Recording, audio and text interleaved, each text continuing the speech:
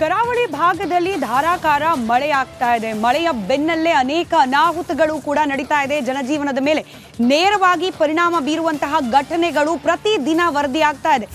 ಮಳೆಯಿಂದಾಗಿ ರಸ್ತೆಗೆ ಕುಸಿದು ಬಿದ್ದಿರುವ ಘಟನೆ ಇದೀಗ ಮಂಗಳೂರಿನ ಬಂಗ್ರಾಕೂಳೂರಿನಲ್ಲಿ ನಡೆದಿದೆ.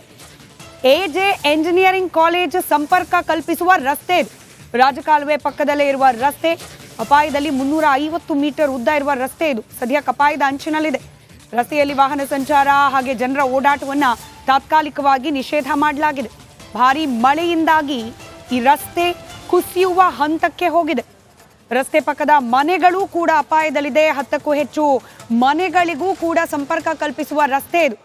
ಎಜೆ ಎಂಜಿನಿಯರಿಂಗ್ ಕಾಲೇಜು ಹಾಗೆ 10ಕ್ಕೂ ಹೆಚ್ಚು ಮನೆಗಳು. ನೋಡಿ ರಸ್ತೆಯ ಅವಸ್ಥೆ ಹೇಗಿದೆ ಅಂತ ಹೇಳಿ. ಮಳೆಯಿಂದಾಗಿ ರಸ್ತೆಯಲ್ಲಿ ಈ ಮಟ್ಟದ ಬಿರುಕು ಕಾಣಿಸ್ಕೊಂಡಿದೆ. ಕುಸ್ತಿದೆ ರಸ್ತೆ. ಆಕ್ಚುಲಿ ಆ ರಸ್ತೆ ನಿರ್ಮಾಣ ಮಾಡಿದ ಲೆವೆಲ್ ಏನಿತ್ತು ಅದಕ್ಕಿಂತ ಒಂದಷ್ಟು ಅಡಿಗಳ ಕುಸ್ತಿದೆ ರಸ್ತೆ. ಅದು ಕ್ಲಿಯರ್ ಆಗಿ ವಿಜುವಲ್ ಕೂಡ ನಮಗೆ ಕಾಣಿಸ್ತಾ ಇದೆ.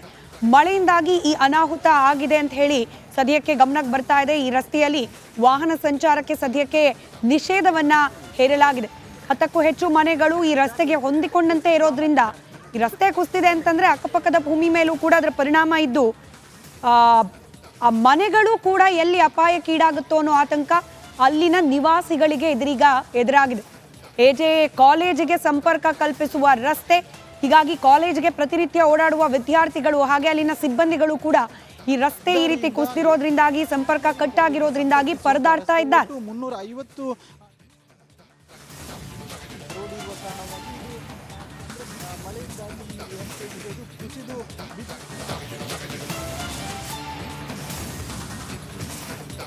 ಬಂಗ್ರಾಕೂಳೂರಿನಲ್ಲಿ ರಸ್ತೆ ಕುಸಿದಿದೆ. ಭಾರಿ ಮಳೆಯ ಪರಿಣಾಮ ಇದು ಅಂತ ಹೇಳಿ ವಿಶ್ಲೇಷಣೆ ಮಾಡಲಾಗ್ತಾ ಇದೆ.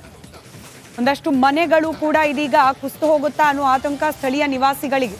ಸಂಬಂಧಪಟ್ಟ ಅಧಿಕಾರಿಗಳು ತಕ್ಷಣಕ್ಕೆ ಇದರ ಕಡೆಗೆ ಗಮನ ಕೊಡಬೇಕು ಅನ್ನೋ ಆಗ್ರಹ ಕೂಡ, ಮನವಿ ಕೂಡ ಕೇಳೋಕೆ ಸಿಗ್ತಾ ಇದೆ.